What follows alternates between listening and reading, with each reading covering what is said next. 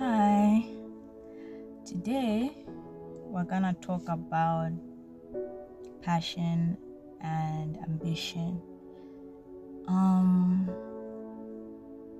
During my time on this app, I've seen so many talented people, so many gifted people, honestly, just extraordinary people. People who you even wonder, like, are we all human?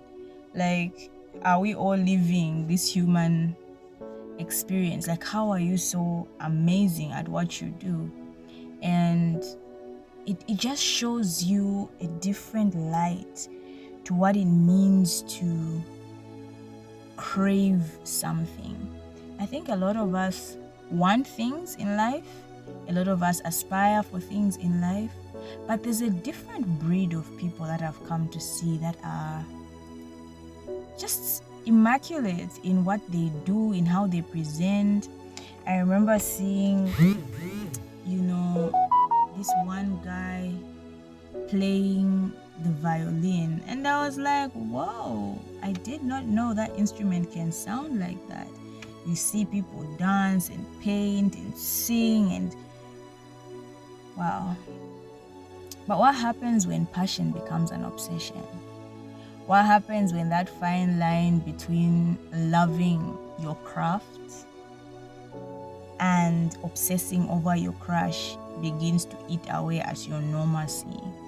And now you're willing to do any and everything for your passion, which was once a dream. What happens when you reach a point where your passion has taken you to heights that you never thought they could take you, and power begins to look at what you're putting out, and now it's a form or a tool for exploitation? Because the more you grow your passion, the more you grow your art, the more you grow whatever it is that makes you special, because we're all special, but others take particular attention to harness the things that they love, and they stand out because of that, right? We can all love dance, but if you don't put in effort into your craft, you can't compete even with somebody who might not be, let's say, naturally talented, who puts in the effort. You might love to draw, but you never practice. But somebody who's like in school for art, or just takes the time to draw every day and improve their work, their pencil work, their your brush work and everything, even if you might be naturally talented, you can't compete, right? So what happens when you put so much effort into becoming what you always dreamt of being, but powers come into play? What happens when you realize that nothing is free in this world, and that even the very thing that you worked so hard to develop has a price? So what do you do? What do you do when your work is put on the scale and you are faced with a choice? Go higher, remain stagnant, or dependent on how much your pool is, get lost? I don't know.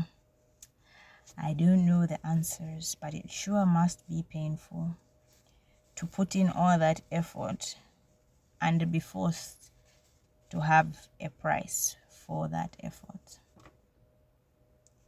We don't know what the prices are in this world. People honestly do a lot and say a lot, but there truly is a fine line between love and obsession. There is a fine line between ambition and excessiveness. And in our quest to be more than we are, it is my hope that everybody in this community never loses who they are in the quest to become what it is they've always dreamed of. Because sometimes in as minute as it may look right now, who you are is so beautiful. There's nobody else that is you.